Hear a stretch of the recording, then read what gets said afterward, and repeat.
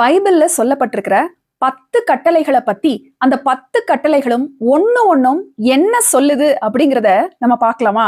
வாங்க முதல் கட்டளை என்ன சொல்லுதுன்னு பார்க்கலாம். யாத்திராகமம் 20வது அதிகாரம் 2வது வசனத்துல இருந்து, உன்னை அடிமைத்தன வீடாகிய எகிப்து தேசத்திலிருந்து புறப்பட பண்ணின கர்த்தர் நானே, என்னையன்றி உனக்கு வேறே தேவர்கள் உண்டாயிருக்க வேண்டாம். மேலே வானத்திலும் கீழே பூமியிலும் பூமியின் கீழ் தண்ணீரிலும் உண்டாயிருக்கிறவைகளுக்கு ஒப்பான ஒரு சொரூபத்தையாகிலும் யாதொரு விக்கிரகத்தையாகிலும் நீ உனக்கு உண்டாக்க வேண்டாம். நீ அவைகளை நமஸ்கரிக்கவும் சேவிக்கவும் வேண்டாம். உன் தேவனாயிருக்கிற கர்த்தராயிருக்கிற நான் எரிச்சலுள்ள தேவனாயிருந்து என்னை பகைக்கிறவர்களை குறித்து பிதாக்களுடைய அக்கிரமத்தை பிள்ளைகளிடத்தில் 3ஆம் 4ஆம் தலைமுறை மட்டும் விசாரிக்கிறவராய் இருக்கிறேன். என்னிடத்தில் அன்பு கூர்ந்து என் கற்பனைகளை கை கொள்ளுகிறவர்களுக்கோ 1000 தலைமுறை மட்டும் இரக்கம் செய்கிறவராய் இருக்கிறேன். என்னையன்றி உனக்கு வேற தேவர்கள் உண்டாயிருக்க வேண்டாம்.